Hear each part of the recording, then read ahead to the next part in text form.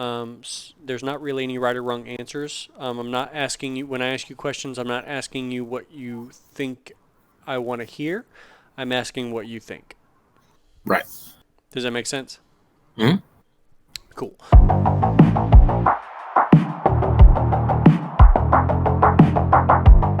Hey, everybody. I'm the anime trainer. Welcome back to Everyday Morality, the show where we talk to people about their base moral beliefs. Today, we have someone who is not on camera, but that's perfectly okay. You don't have to be on camera. But if you could introduce yourself for us, that would be great. Hey guys, I go by the moniker Soul Slayer 89 on Twitter. You can also call me Jared. It's the name I usually go by in everyday life. Part of the reason that I actually um, signed on to do this, funny enough, was I did undergrad work in philosophy and religion. So I've actually got a pretty good background in this very topic. So it really interested me. Great. I actually think you might be one of the first people to have an academic background in this that we've talked to. Cool. Like there've been some people who are like, "Oh, I'm interested in that," but that's not necessarily the same thing as like an academic interest. If you know what you know what I'm saying. Oh yeah, yeah. Okay, cool. What did you do in college that was like as an undergrad that was religion and also philosophy? Well, the major for my university was sort of I think they called it a two-track major. So it Okay. wasn't just, oh, you're a philosophy major, it's you're a philosophy and religion major. So I had to do work Ah, with theology and philosophy and stuff like that. So some of my classes were trying to think of the actual, if there are actually any names that I can recall. We worked on a class, modern philosophical thought and ancient philosophical thought, which basically turned into us reading. Um, see, on one end, we started reading about like Nietzsche, Kierkegaard, yeah. uh, Hegel. Hegel, We yeah. also ancient philosophical thought. We were reading about Aristotle, Plato, Socrates, and the older Greek philosophers, Sure. obviously. So they were sort of like, history of philosophy, like ancient philosophy, and then modern philosophy Mhm. classes. Okay. Definitely. And then so you did you no judgment if you didn't, but did you end up graduating? Yeah, yeah, I did. Cool, cool, cool. Are you currently doing graduate work? Yes, though for a different field. The other major I had was actually in math, so I went through with a double Oh, major. cool. The philosophy aspect was more for my own personal like self actualization there. The math was kind of what I was going to be using as a more practical thing, and right now I'm doing graduate work with an MBA based on that math degree. But So you say that philosophy is not practical, but I'll fight you on that one. it's There's not directly practical. because that's part of the reason that we're doing this examination of people's beliefs is because most people don't have a background in philosophy, they don't really have the toolbox to be able to break down the things that they actually think. Right. Does that make sense? It does.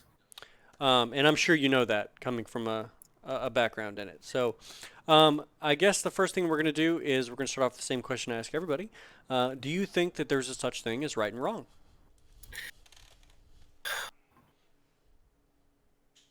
In the completely objective sense of the word, I would be hard pressed to say yes because it gets into the idea that Plato and really Plato mainly covered on. I don't know if you've ever read the allegory of the cave with the Yeah. forms.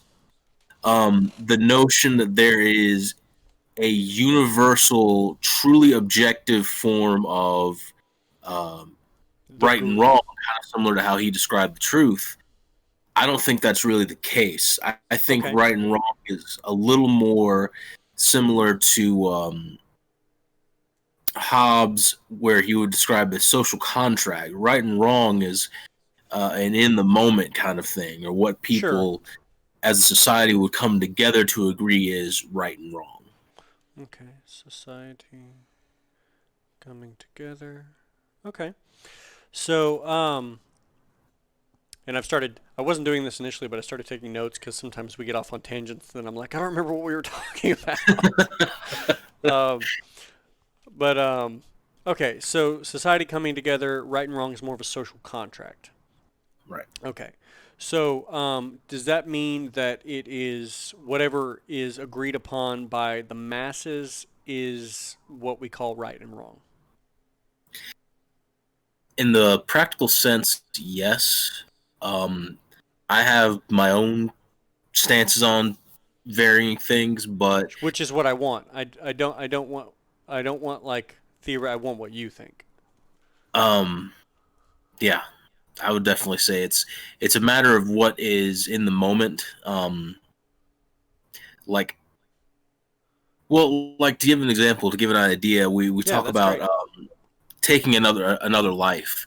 You know, we think about killing another person.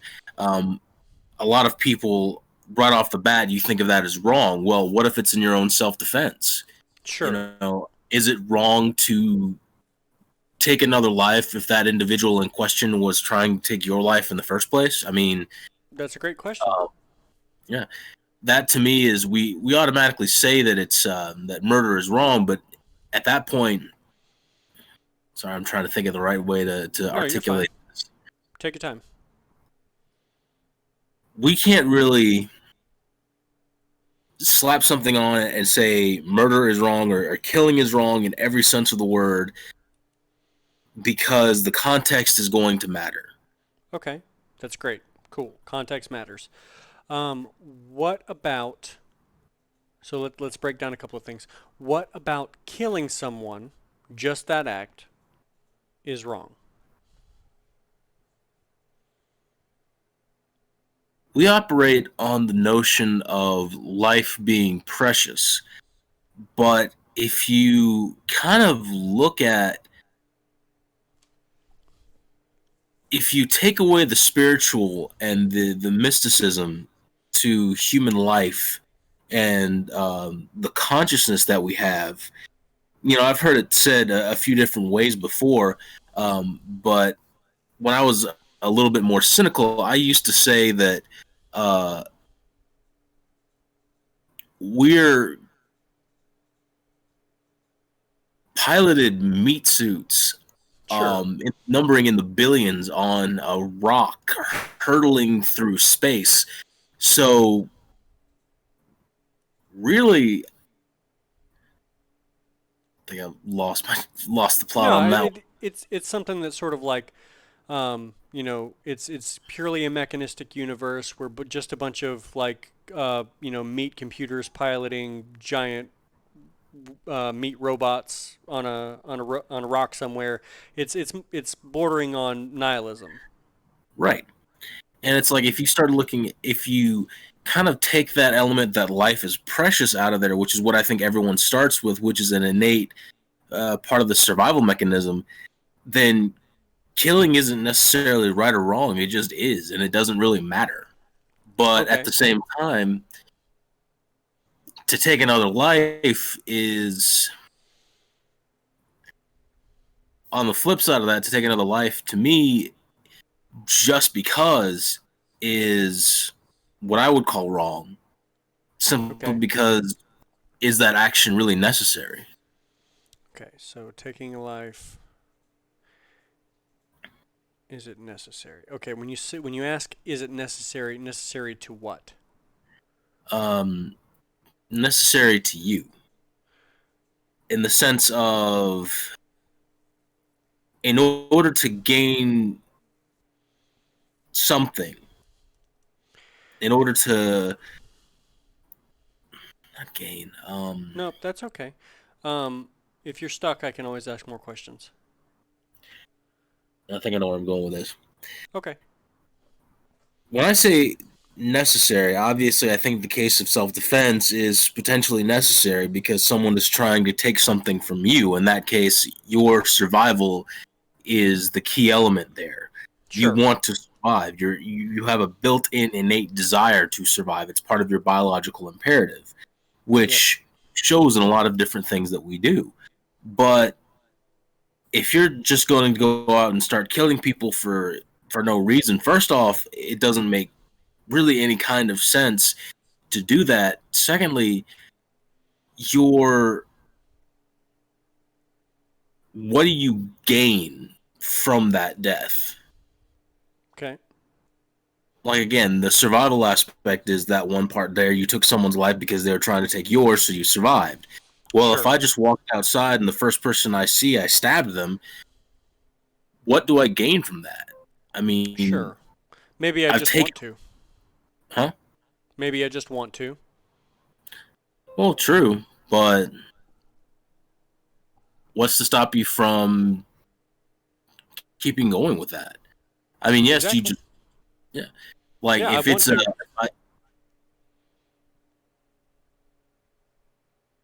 it's a shallow. I just want to. It just seems so shallow to me.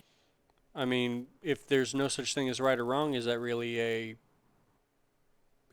can you really even say that? I don't know, objective sense, but well, Because something about that sounds wrong, right? it sounds wrong because we've been conditioned to believe that it's wrong. But is But it that, is it is it con however, go ahead. however, there's also the practical fact that a lot of other people, either because they have examined it or they haven't examined it, believed it's intrinsically wrong, that are going to try to stop you. Sure. Okay. So you have people so you killing someone else or attempting to kill someone else, you'll have other actors who are working against you. Right. Okay. And even Now then on that top go ahead. even then on top of that, you've got people that are attached to this other person in some way. Yes, you went out there Sure. because you killed them. Well, what's to say you don't start some old fashioned blood feud where someone's like, "My name is Inigo Montoya. You killed my father. I'm We going to have to murder your die. entire family." Sure. Sure. So now you've potentially opened up on the more practical end. I hadn't thought about this earlier.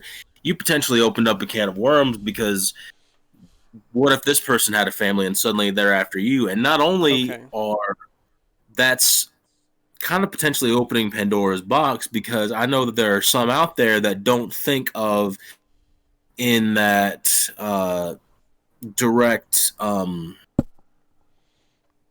what's the word I'm looking for? They think more further out about something like this. And the reason I say that is because They're not they don't short-sighted. think hmm? They're not short-sighted.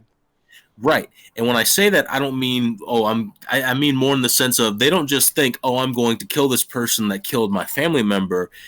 They think I'm going to find this person's family and I'm going to make them the last person that I kill Ah, after I've gotcha. worked my way through their entire family. So you're Which talking about people who would escalate to the point of ridiculousness. exactly like you take an eye, I take your entire arm, basically. Sure, sure. And I think um obviously there's lots of different kinds of people out there that have natural inclinations toward one thing or another. Right. If you know what I'm saying. So I think you're right about that. That there are people who would do those things. Um, does that in some way relate to moral choices?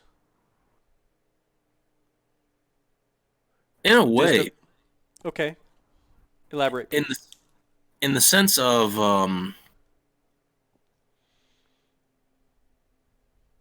I want to say in the sense of the practicality of it. Okay, Uh, so let's talk about the practicality of it because obviously if there's not an objective standard for right and wrong that exists, a priori from anything else, we have to look at the like when we say moral, what do we mean? And we must mean something more practical. right. That would be to be immoral would basically cause problems in some way, shape, or form. Problems. Okay, when you say problems, problems for who? For yourself, For potentially others, yourself. depending on the circumstances. But when when you look at someone, and I don't mean to get off the killing for a second, but say just a Nope, simple you're fine. robbery. Yeah, Um, whether or not you want to look at robbery as morally wrong, I know shoplifting was a big thing to talk about for a while, and I think it still is to some extent. People always like to say uh, shoplifting is morally a gray area because it doesn't really matter what I do. I'm not really affecting anyone. That's not really the case. Obviously, if you're shoplifting and you get caught, there's the potential for your life to be impeded upon in some way between fines, potential jail time, things sure. like that. There's also the effects you have on. Ooh, pause for just a second. I'm going to footnote this. Does the possible uh, problems that might come from you from stealing, jail time, that kind of stuff, influence the rightness or wrongness? Yes. Oh, okay. So, all right, we'll come back to that then.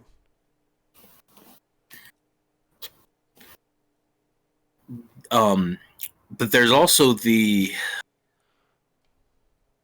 sort of the empathetic response where you have to realize that you're causing problems for other people. Um, if you hear about it all the time, if you shoplift from a store long enough, then they'll eventually start cutting hours. Um, Sure. Other people will suffer because they haven't been able to catch you. Things like that. That it might not be a direct consequence, but as an indirect consequence, it will start causing problems for others. But that Okay. sort of depends on whether or not you care, whether or not you have any sympathy for the individuals that are having to go through this. Sure, because I may just not care, because there's plenty of people that just don't care. Right. Um, what is there something? So we do have that. We have the practical consequences, obviously, if you get caught, which you could just say that that's like the cost of doing business. um, the cost of doing business as a thief is the risk you might get caught. Right. Um, so, you know, that may or may not actually have any bearing on whether or not it's right or wrong because it's a price you're willing to pay. Right. Um, the, as far as the empathetic aspect for other people, there's the possible pain and suffering that you've caused for those people. Um, what about any of that would you say makes that wrong?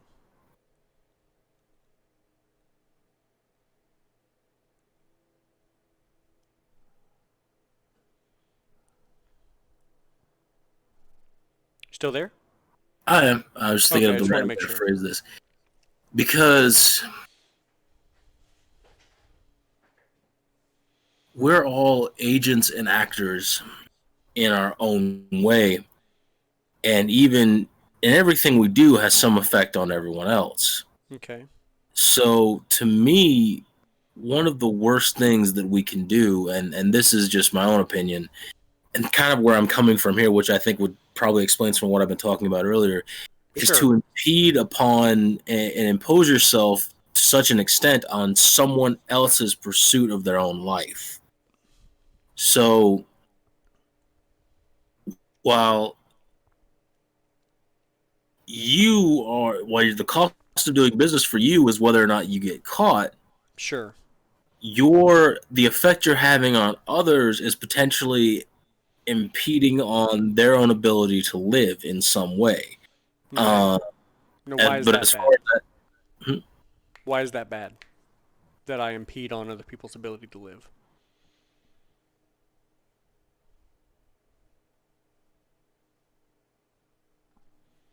because they're not you, you're making a choice for them.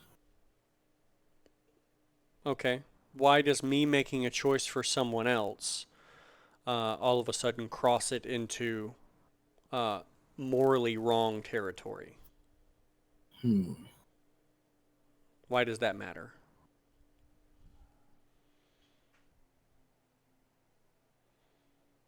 I honestly don't know if I can phrase it properly. That's okay. Do your best, and if you can't, we'll come back to it after we've like backed up and moved into a different thing, and maybe you'll be able to draw a line from something we talk about over here back to this. To me, it's just I I can only be responsible for my own choices.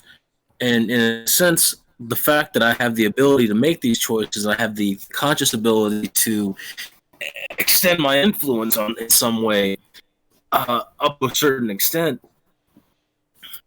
Yeah, we're gonna have to back this one up a little bit. I think I need to toss this idea around in my head for a little while. Okay. So that right there, you were just kind of touching on the concept of personal responsibility, Hmm? in the sense that you're the only one that is in control of your own actions. You're the only one that is feeling your own feelings. Like you're just you.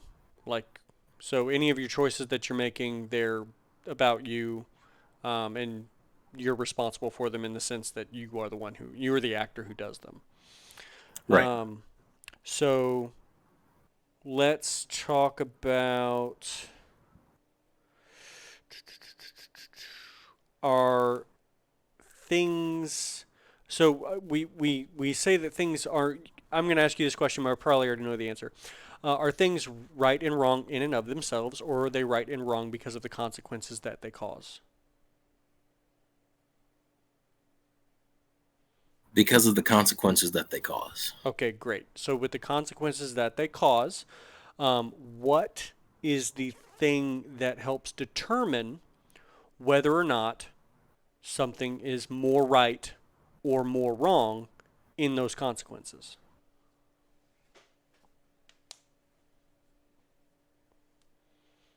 A lot of it's nurture.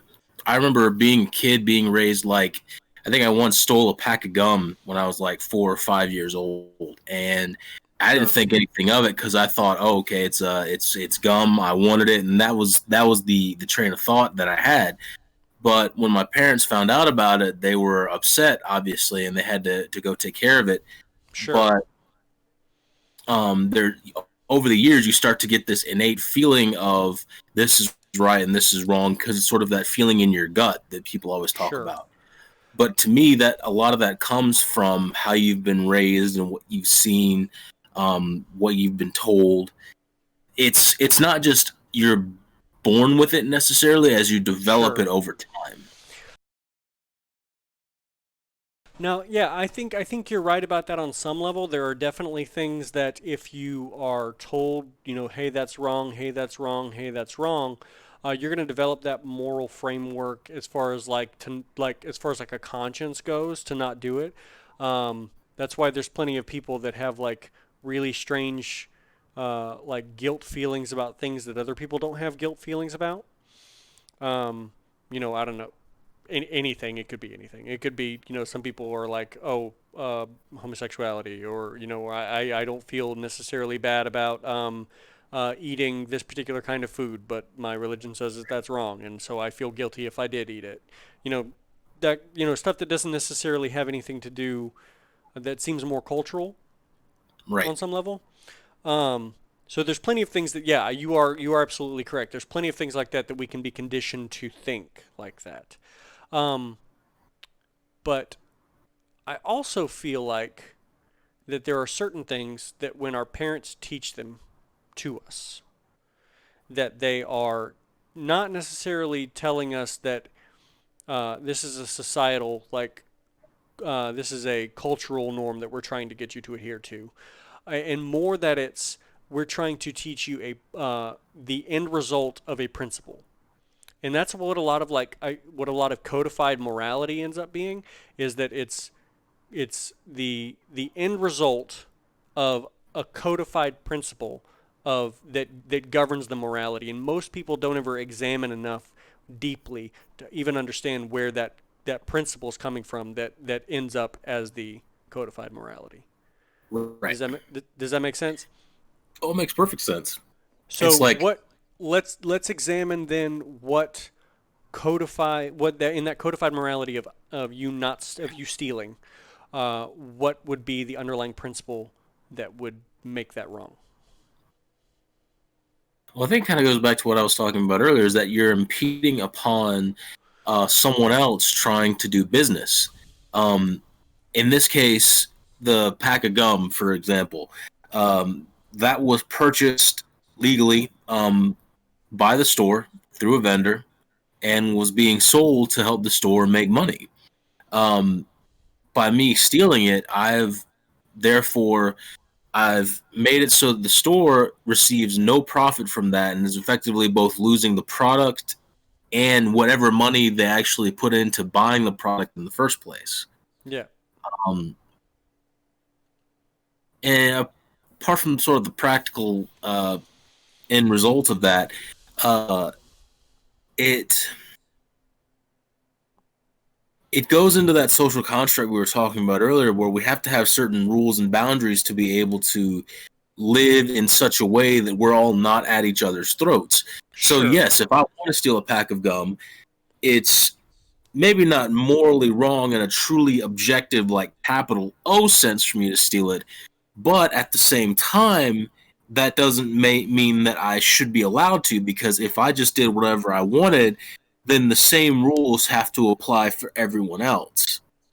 Because if they didn't, then we'd have situations where, let's say, for example, there is no market system. Everyone just takes whatever it is that they want. But now Sure. you're basically looking over your shoulder every single day going, is this the day that someone's going to try to come after me for what I have? Sure. Um, and on some level, that makes life more difficult. Um, so, are you saying that the rules of morality are things that make life easier for people in general, or easier for society? Easier for society to function. Okay. Okay. All right. Well, that is saying what morality does, but not necessarily what the base principle of that morality is. Does that make sense? Mhm. So, in order for society to function under a particular kind of morality, it needs to uh, promote or discourage certain things. What is the common denominator between all of those things that would be the first principle of moral understanding? I see what you mean. I think I might be getting my morality views kind of mixed up there. No, that's okay. I mean, honestly, most people um, are hold competing beliefs all the time, um, and don't realize it. I'm sure I do, but Well, it kind of goes back, and this is just a quick aside. It kind of goes back to the idea of studying classic philosophy that morality and really ethics in general were not just right and wrong. It's how you acted and interacted with everyone else. Um, sure. Where specifically are you pulling that from, and so I can get context? more like Plato and really specifically Aristotle. If you ever look up good habits of character, temperance, Aristotle especially would say that the ethical man would be one to say that the ethical man walked a certain way, spoke with a Yeah, certain tone of voice, conducted business a certain way. Because to the Greeks, ethics was not, oh, this is what's right and this is what's wrong. It's sure. this is how you are, how you act, how you do things. So that's definitely an Aristotelian understanding of ethics. It's very, because it was virtue ethics. It was trying to be to develop certain types of virtues for the sake of being good.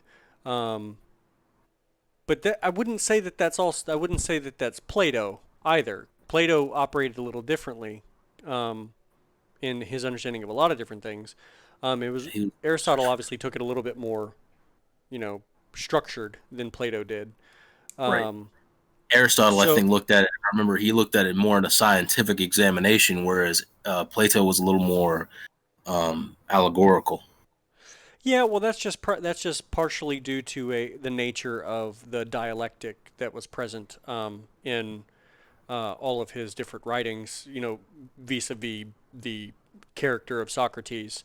Um, since Socrates didn't actually write anything down. The mad um, gadfly. so, but yeah, so like I said, we tend to get a little off topic sometimes. But what uh, what about that relates back to what we've been talking about with like the concept of like social contract and all that? It's sort of where it has to start in some way, I think. Social contract doesn't really go very far at all. It just says, you Okay. know, to me, or in the sense of comparative to the virtue ethics, social contract just kind of says, as long as you abide by certain rules and not try to make a whole lot of noise, then you're considered, morally upright because you're following this social contract. You're this innate agreement that you have with everyone not to cause issues. If you're as long as you're doing just that, then you're good because that's really all you be about. As Okay. long as you're heating yourself on people and doing something that harms them, you don't really have to worry much about it. Ooh, Whereas you're Aristotle kind would of breaking say, up on me. "Oh, sorry, Could you back up just a little bit and say that again? Because you were kind of like yeah." going in and out. It was basically that social contract, at least as far as I always saw it, was as long as you don't go around just doing whatever you want and potentially harming other people, you're okay. Okay. There's, you know, you're not treat you're trying to pull your weight. You're trying to make sure that you're not harming anyone else. As long as you're doing that, you're where you need to be. Whereas I was looked at Aristotle, especially in virtue ethics, was like that's just a starting point. Sure. You're Sure. And I think honestly, the starting point is uh, what we're really focused on here, because if we can establish whatever the first principle is, then we can build the rest of it out. right. Because if you start with, because that, and this is why I'm going to rant just for a second. So why I feel a lot of people have problems with the concept of morality because they're given the end result, that's been built up, rather than any sort of first principles that might give them reasons for that morality to exist to begin with. So they look at the end result and they say, well, these are just things people thought, and it's just government and whatever else, and it's like, you know what, morality doesn't exist, and then they throw the whole thing out without understanding why it existed to begin with. Right. So potential harm, you said. Yep. Um, so social contract in terms of preventing potential harm to other individuals. So what is it about harming other people that is a problem? And sometimes we're going to go and ask the same questions that we've asked previously just to see if we can dig a little deeper each time. Well, it's also, I mean, if you're harming other people are potentially going to harm you. Ah, okay. It Harming becomes you at the back. same time, it sort of digs into that survival thing we were talking about, that biological imperative. If you're going to go around harming others because it gains you something, well, someone else is going to turn around and do the same to you because you're leaving yourself open for that. Okay, gotcha. So the basically uh, the fear of retaliation um, is a restricting force on human action. Definitely. Okay, so And go ahead. I was going to say, in a sense, it kind of uh, speaks towards like classical conditioning in a way. What do you mean? Well, you you learn very early on, for example, not to touch a hot stove because the one time you touch it, it burns your hand, and automatically in your mind you're thinking, this is hot, this hurts, I don't want to do this, it Yep. causes pain. Well, thinking a little bit deeper on it, if you harm someone else and you think, well, I've done this and now I've left myself open for that retaliation for that same pain, Okay. depending on the circumstances, it sort of conditions you in a way to not want to do that because you think, oh, I might end up having the same thing happen to me. Sure. So in some way, much like you would tell a child, that's the wrong thing to do because you might get hurt. Um, in the same way, you would apply that to like any other human being in society, as far as is what we would call a moral action. Don't do that, or an immoral action. Don't do that because you might get hurt. Right. On a very, very basic level, yeah. Okay. Do you feel like that is the basis of moral thought? I think so, yeah. I think that's what we're getting into. Like, if there's no, I stated before, there's no like objective, and you kind of have to look at it from the basic, uh, low level biology of human nature to say how you build the moral code. It has to start, instead of starting really large as an objective truth, it has to start really small. And so I think a lot of our moral codes that we build up are based on the idea of what happens when I do this, basically. What happens when I do this, and what are the potential consequences of doing it? Okay.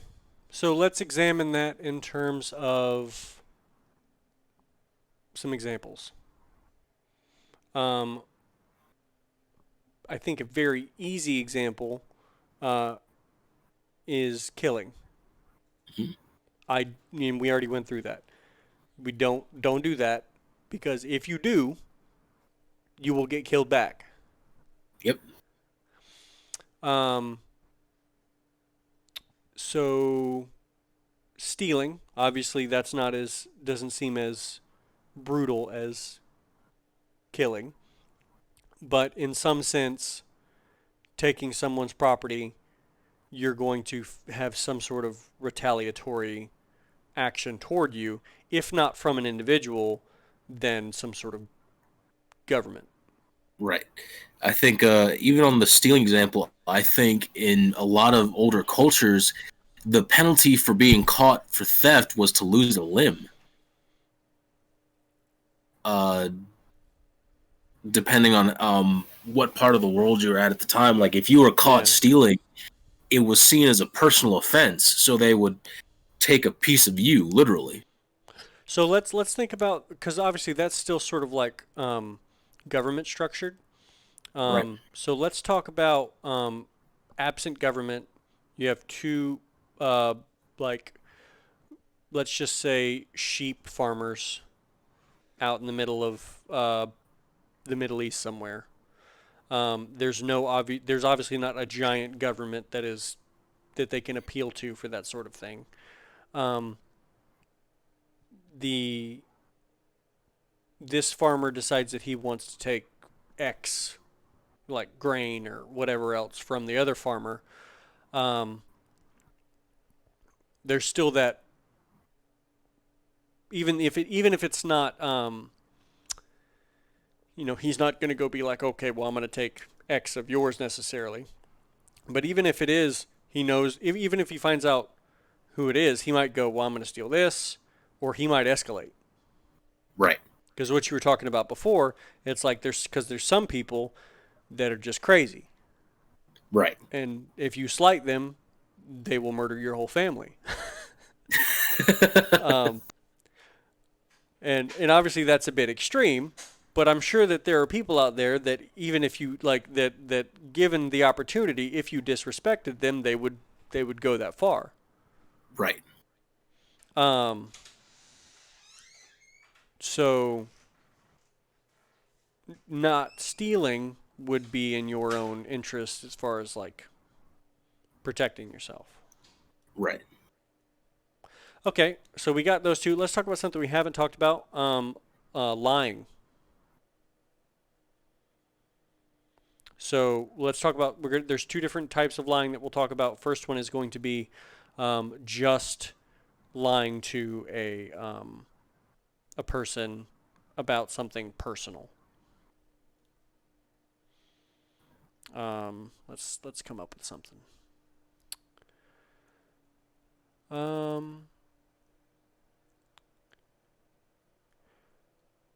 so you and a friend are talking about if you went to a party.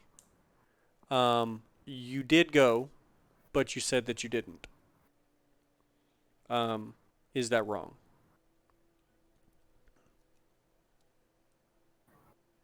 I hate to dig into the question a little bit, but it depends on why it is that I'm saying I didn't go and I ended up going. If it's just because I can't really imagine what the situation would be. Um,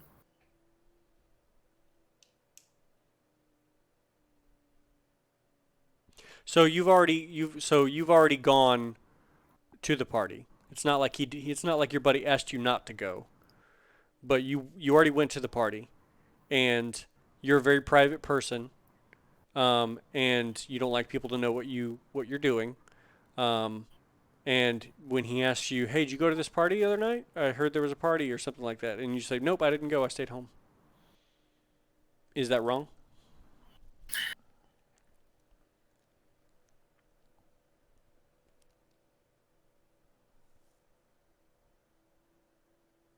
I say yes, Okay. um, because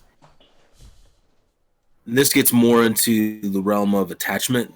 There might not be any consequences of it necessarily, but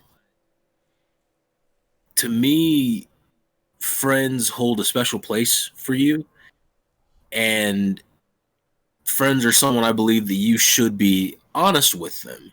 And if you, for whatever reason, feel that you can't be honest with them, then there's something wrong. So maybe comparative to the stealing or killing, not on the same level, obviously, but maybe as an indicator that something's up where you feel the need to lie to this person. Something, especially someone you consider a friend, something's not quite right there. So you brought up um, the notion of friendship as a particular um, as a relationship in and of itself. Is is that somehow different than like a not friend? Yes. Uh, Okay, this one, what's different? this one, I'm going to draw from Buddhist philosophy and the notion of attachment, just as a kind of way to articulate it. Um, but have you ever wondered why it is that? Do you have any pets? Yes. Um, let's say you have something happens to your pet. What's one of the like? How would you feel if something happened to them? I would be upset. The a lot of my thoughts on that came from the idea of attachment in Buddhism, where we attach ourselves to certain things, to people, um, so that if one thing happens to one person or our pet, for example, something happens to that particular pet, we're upset. But if the exact same animal was injured in the same way and we happen to see it, we wouldn't react nearly in the same way or in the same intensity Sure. because we lack that attachment. We have no knowledge of this individual animal. We just happen to see it. It exists in our minds, uh, or it exists in the conscious part of our minds when we see it, but we have no memory of it. We have no connection to it. And applying that same idea to friendship, like I,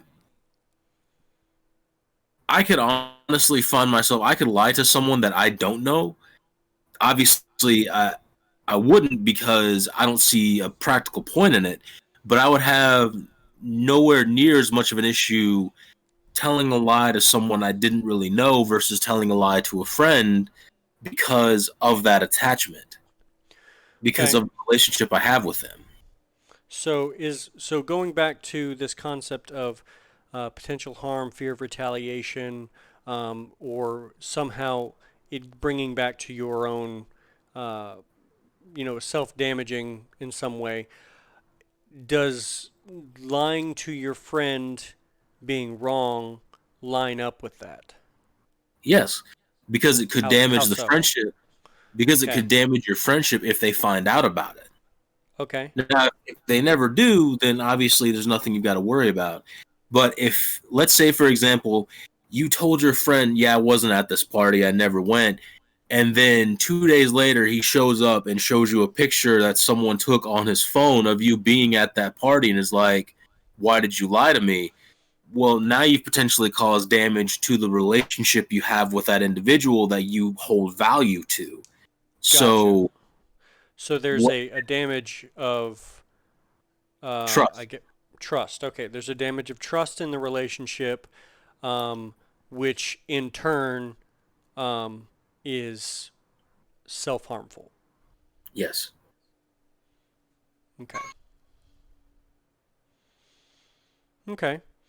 So when we are talking about okay, so we've got the friend now. Well, since we already talked about it a little bit, let's talk about lying to a stranger. Is lying, obviously, you would say that lying to your friend is more wrong, based on what you were just saying, than lying to a stranger, but is lying to a stranger wrong at all? On some level. But the only thing that I think of there is when we say the only thing the going back to that self harm, it depends on the circumstances of lying to that particular stranger. Like, say, for example, if you're ever going to see them again. There's a quote that I remember sometimes, though I can't remember who exactly it was that said it was, "Oh, what a tangled web we weave when first we struggle to deceive. What if you have to continue interacting with this person?" Or, Sure. sorry, my mind's kind of thinking of a couple different things. If you're lying to a stranger and it turns out that this particular stranger, let's say, is your future boss, something like Okay. that, you've harmed your relationship right off the bat. And maybe you don't have to, you know, say anything to really uh, to keep the lie going necessarily. Gotcha. So you don't know what your future potential relationship with this person is going to be, Right. and therefore lying to them is, in the same way that lying to your friend, it's harmful to a relationship which may be harmful to you. Quite possibly to the same extent, because no, because there's no established relationship there, Sure, sure, but but it in the could be. level, but it could be right. So there's a Okay, certain level of what happens next that mitigates that to a fair extent. so let's change the thought experiment a little bit. You know for a fact that this person, you will never see them again, ever. You will not have any contact with them or anyone who is ever going to have contact with them again. So they are effectively removed from your life. They're going to the other side of the planet, and their social group will never interact with your social group. At that point, I would say there is no moral issue with it. Okay, Um, Again, depends on the context of the situation. The the exact example that I think of is if you're walking out of a Walmart or a gas station late at night and you're trying to get to your car and somebody walks up to you and says, "Hey man, I'm down on my luck. Can you spare $1 or something like that?" And you just say, "I'm sorry, I don't have anything on me that I can spare," which probably isn't the case, but you don't really trust this individual and you really just want them to get away from you. I don't see any. major moral issue with doing that. But again, that's just that particular situation. Sure. And what about that particular situation makes it not wrong? Because I mean, like, there's somebody who's in need, who's asking you for something, um, that maybe is sort of not even really an inconvenience to you, even if it's just like the change in your pocket, and then you lying to them by saying, "No, I don't have anything." Is that still okay? And if so, why? For me, it's never really been necessarily a lie. Like I because I don't carry cash on me anyways. But Sure. it's also when I used to work as a clerk at a gas station, we'd have a lot of people that would literally make rounds asking for money from people, and you'd see them 2 or 3 times a week. So it was sort of like I've gotten to the point now where I don't know if this person truly is in need or if they're just panhandling like they normally do every Wednesday or Okay. Thursday, something like that. Great. Great. Okay. So we've established a difference between genuine need that is temporary versus someone who is asking for things from people on a continual basis without providing anything Right. in return. Um, what about those situations is different? Having someone in genuine need, I believe, would eventually be able to help themselves if given the right tools. Okay. Um, there's a certain element of, and I kind of hate this phrase to a certain extent, pulling yourself up by your bootstraps, Sure. where, Well, that's what we talked about personal responsibility. yeah, You're yes, you're responsible for your own life. right. You're responsible. Like if people are willing to offer help for you, that's one thing, especially if you ask. But there's a certain point where you're like, all right, I've got to get myself in order and begin to be able to provide for myself. Whereas the individuals that are continuously asking and in need don't seem to want to take that responsibility. They just want to keep asking because, for whatever reason, either they feel like they can't accept personal responsibility or just lack the ability to do so. Okay. Hmm. Okay. So, in that distinction between those two situations, um, why is it, we're going to look at it from two different directions. Why is it moral to give to the person in need and uh, it's not a moral obligation on you to give it to the person who is continually asking but never changing? The person in need will eventually be able to help themselves. They'll have that drive and that mentality to one day be able to get back on their own 2 feet. Um, they just because that's how they are. This Mm-hmm. we're talking about that individual that's like, I'm in need. I don't want to do this, but I know that practically I need help. Which there's nothing wrong with asking for help. But the person Sure. that continually asks for help without ever changing, well, now you're going from I'm willing to help this person out to I'm sinking more of myself into this person, and it doesn't seem like it's going to stop. So Okay. now, in their need, they're impeding upon you because you're becoming responsible for them as opposed to just being responsible for yourself. Gotcha. So sinking a bunch of resources into someone who is not taking personal responsibility for themselves is in some way damaging to yourself, um, and somebody would say damaging to the other person as well. Um, and so, how is helping the person in need a good thing? Because not this to say that you have a moral obligation for it, but, or to some extent, we can come back to that. You're helping another individual take responsibility for themselves. Okay, and why is that good? You're not impeding upon another person, but contributing to them and their own personal responsibility. Sure, but why is that a good thing that you do that? Because we talked about why potential harm is bad, because it you have the possibility of harm coming back to you, fear of retaliation. There's a bit of self interest involved in that.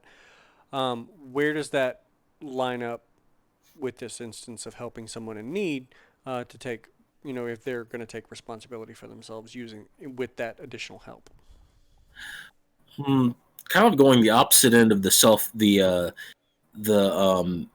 impediment and harm.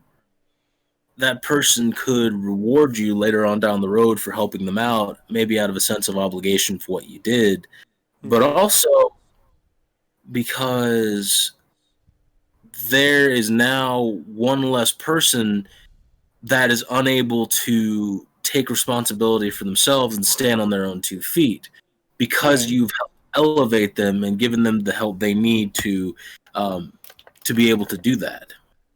And why is that good? Why is it good that there's one less person? Because Like, they'll know they won't have to potentially be someone else's. Someone else won't have to put resources into them themselves because you've okay. already done the work.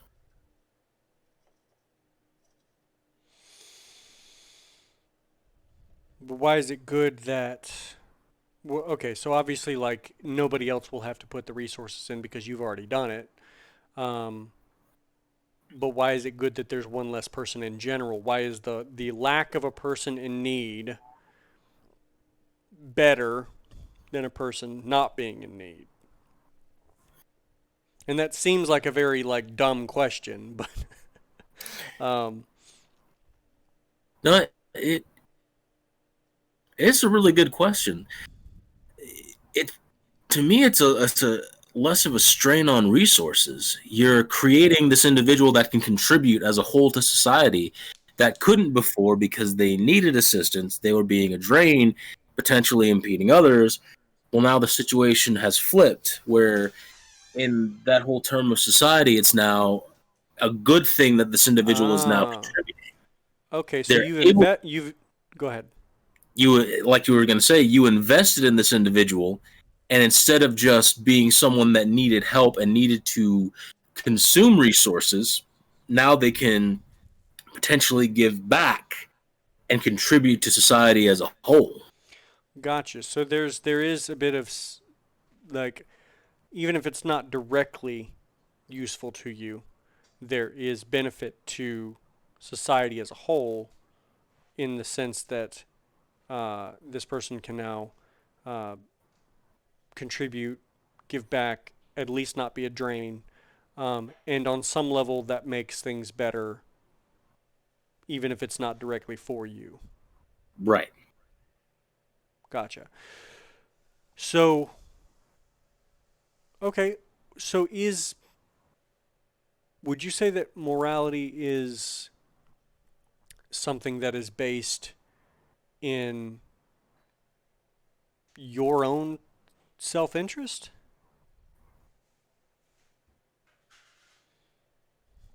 It really is. Okay. Going kind of looking towards Aristotle and virtue ethics and the idea of morality and ethics being sort of how you acted and interacted with everyone. Being moral really is in a lot of people's self interest, simply because of like what we were talking about. If you are moral, you tend to incur less consequence for you know for your actions, and could potentially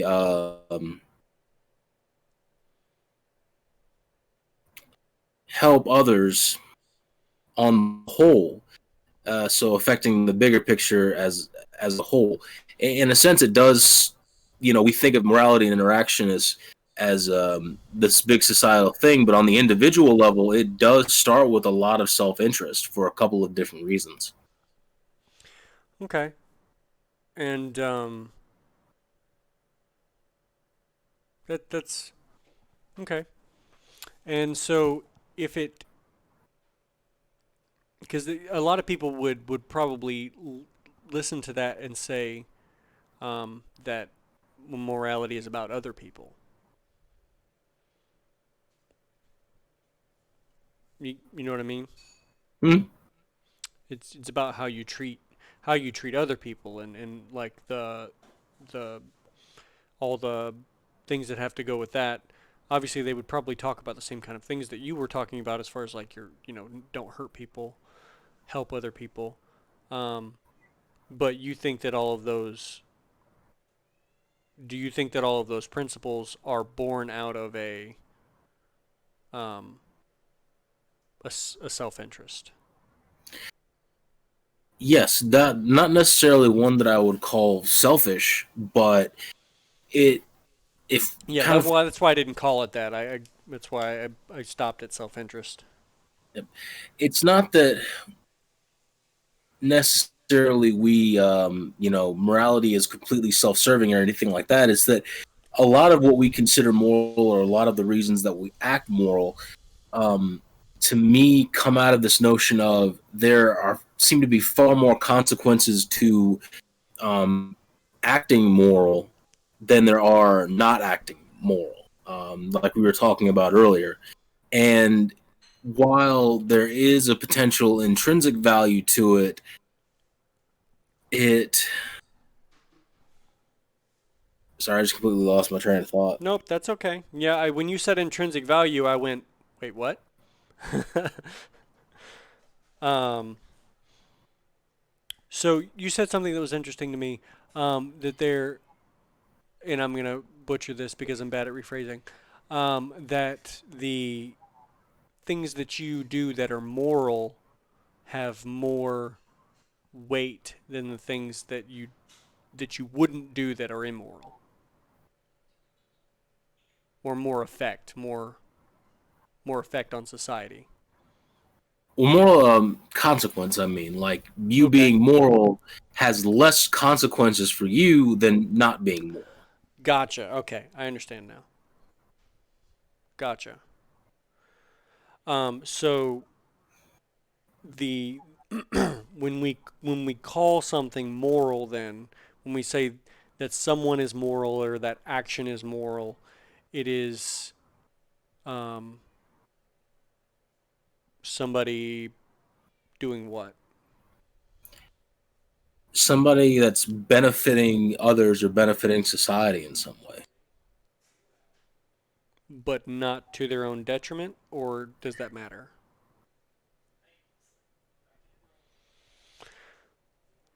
So let's say that I can really benefit society um, somehow. It doesn't matter how. I can really benefit society by enduring a great deal of physical pain um, constantly. Everybody else is doing great, but I'm not. Um, is that a morally good action? And if so, why? And if not, why?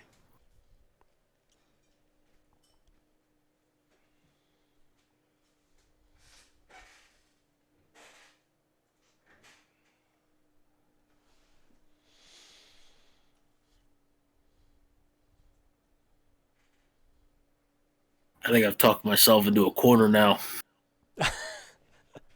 No, that's okay. That's okay because you might not have. That's why we ask these questions, because there's some things that you would think, oh yeah, that makes sense, and then you bring up a particular instance, and you're like, oh crap, I don't know. I think I'm also mixing in. By the way, I just saw your cat running by you right there, which Yes, he does that. it's He adorable. likes he likes to be on he likes to be on camera. Um, I think I'm construing a couple things together. You in pain for the betterment of society as morally good. Yep.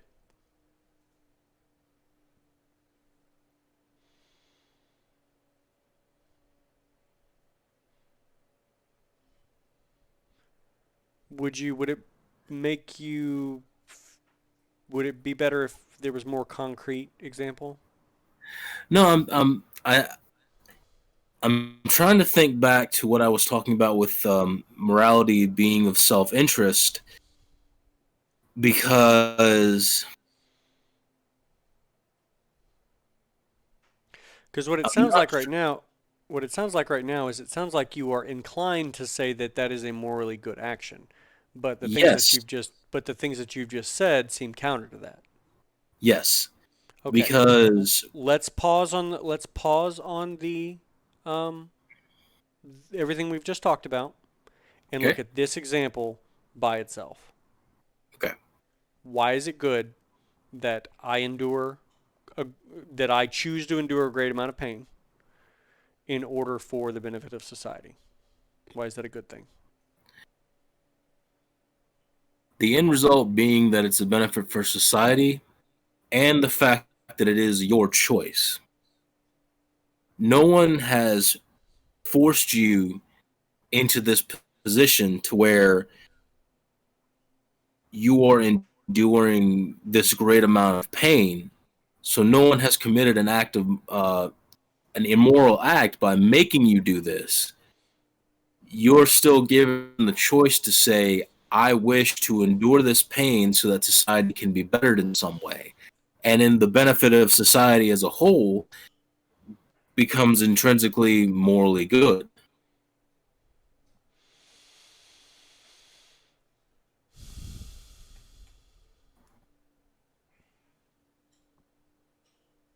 Why?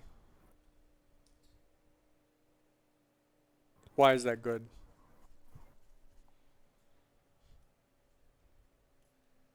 Because other people and society benefit in some way from that. They're able Okay. to gain something from it. Okay. What do I gain from it? Or does that matter? Not really. Okay. So so I chose to do it obviously. Um so there must be I guess I at least get the satisfaction that I'm Helping helping in other some way. people. Um okay. How does what we just talked about line up with what we've been talking about?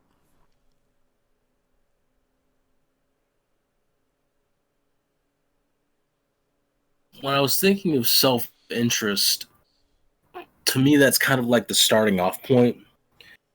Being morally good as far as society as a whole does have to maybe start with that point of self interest, just because conditioning would say that an observation would say that eventually over time you start to realize that to be morally good creates far more benefit and far less consequences than to be immoral. So going towards society, the more society benefits, it seems, the better we are on a moral level by having this choice and choosing to impede your own happiness in some way, which is again at the very least a gray area, and as far as good or bad, simply because it's your choice. In benefiting others on society as a whole, you are morally good because you are giving others the benefit of your actions in some way. Okay.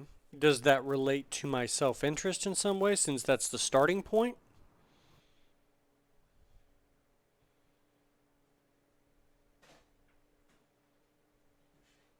Or is it just the fact that I have chosen it enough of my self interest? It's really, I think, the fact that you've chosen it is that part of your self interest. You Okay. weren't forced into this role, you weren't forced to do anything. you had the option the same as really anyone else could have potentially had the option and said, I will do this um, for everyone. I will sacrifice this for everyone. Okay. And in a way, I guess kind of what I was thinking in the back of my mind earlier, relating it again back to virtue ethics and the idea of creating good habits of character, which is a lot of what virtue ethics is about. There's a Sure. certain point where a lot of this to me becomes innate. Whereas if we're talking about the base level moral code um, that we develop over the years, I think eventually a lot of what we're talking about becomes these innate behaviors over time. So I say it starts out as mainly self interest because we're not really able to completely comprehend what we're getting into. But the more we're able to break it down, the more we're able to see exactly why it is we're doing what we're doing. But sort of getting aside from all that for a second, these habits that create this. I'm trying to think of a good way to say this. No, that's fine. This natural expression of self that becomes this innate morally good thing started out as self-interest to align yourself with the moral code of society, and then eventually merged into something else where now you're saying you are going to impede upon yourself in some way to better others. Okay, so it sounds like that there are layers to morality function, and maybe not just the function, but maybe the development. Yes, definitely. Um, and so, what part of that process do we abandon self-interest at some point, or do we change what we mean by self-interest? We change it, it evolves. Self interest would start out obviously as if I do this, I will be hurt, and I don't wish to be hurt. It's sort of like going to the gym or training. We want to avoid pain, naturally speaking, but we begin to understand that there are some benefits to the pain we feel when we're working out. The soreness in our muscles later on down the road it becomes more from I want to avoid pain to I will accept a certain amount of pain if it means that I gain or someone else gains in some way. Okay, I get the level of I'll accept a certain amount of pain so that I gain. At what point and for what reason does it transfer to other people? Because you're starting to look at where you fit in with everyone else in the sense of now you're thinking no longer just thinking how can I benefit others or how can I just benefit myself. It's also can I benefit others in some way. And what would cause me to do that? I think seeing your level of interaction and your level of impact with society as a whole. Okay, so am I in.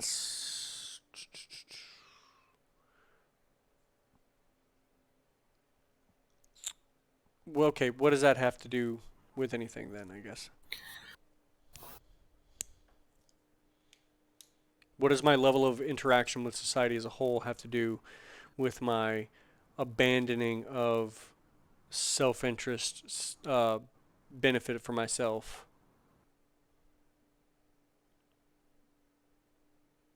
Where does it stop being about me and start being about other people? M- Much like self interest kind of changes a little over time, I think we start to realize that a lot of what we've been talking about with that lower level morality, that base level morality, is how it interacts with us specifically as individuals. But Yeah. as our self interest changes, so does our idea of how no man is an island. Basically, Okay. we're not alone. You know, we're not just we're not these entities that exist outside of everyone else. Our actions have some level of consequence for everyone else. Okay. So we start with you, and then we move up to maybe say family, Mm-hmm. and we And that's then, our sense of identity extends just from our own selves to maybe our family members. Um, so are does that mean that self-interest is um, what I think of as my as self-interested just becomes more broad in the sense because of my community? yes, your self interest. It's now yourself now incorporates on some level with your family. For example, it's no longer just about you yourself singularly. Your self interest is now what about my family, and that can become broader and broader to the point of like say your neighborhood. Your neighborhood becomes a part of you in some sense, Okay. and then on top of that, it can to your community, to your city, to your state, to your country. You know, patriotic fervor, patriotism, for example. Your sense of self interest, your sense of self becomes in some way colored and affected by um, what's happening around you. So in a sense, you can begin to understand that while complete self interest just in you isn't what's making you suffer this pain for the betterment of others, it is still in your self interest as it's been affected by society as a whole to say, I will suffer this pain for the betterment of others. Okay. So all right. So yeah. So like when Socrates said, "I will accept the punishment that you guys give me," uh, basically because of this concept of social contract. I grew up in Athens. I owe everything that I am to Athens. My parents were birthed me here. If it were not for the city state, basically that he would not exist.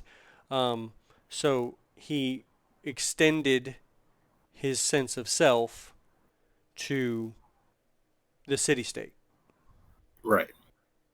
so that accepting a negative consequence on himself at the will of the city state um, doesn't interfere with his own self interest because he has expanded his sense of self to the entire city Right. state. Right. And okay, Because instead of it just being that initial self interest grows just as your views of the world do, where it's no longer, oh, I'm just interested in me specifically. It's now, I am a part of this community in some way. And in a sense, that is a part of my self interest, is this community as a whole. got you. And it can lead you into some situations that might seem contrary to your first principle, um, but that's only on a shallow level Right. of Kind of understanding. Right. Kind of like running into a burning building to try to save a kid. That's definitely not in your self interest, but because you've started to see where your self interest coincides and see yourself in a broader perspective to your whole community or to your whole city, really potentially to your whole race of human beings, you see this kid as somehow like saving this kid is somehow in your own interest. Even if it's, oh, I'm doing it for a reward, as opposed to, oh, I need to save this kid because this kid is Okay, somehow representative of myself. cool. Well, what's okay? So I think upon some digging, I think we found, at least for the time being, your first principle. Um, and it has to do with something along self-interest. It might even be. just the base level of survival. If you had to give it a name, what would you call your first principle that determines whether or not something is or is not moral, based on this conversation we just had? The very first principle is sort of the the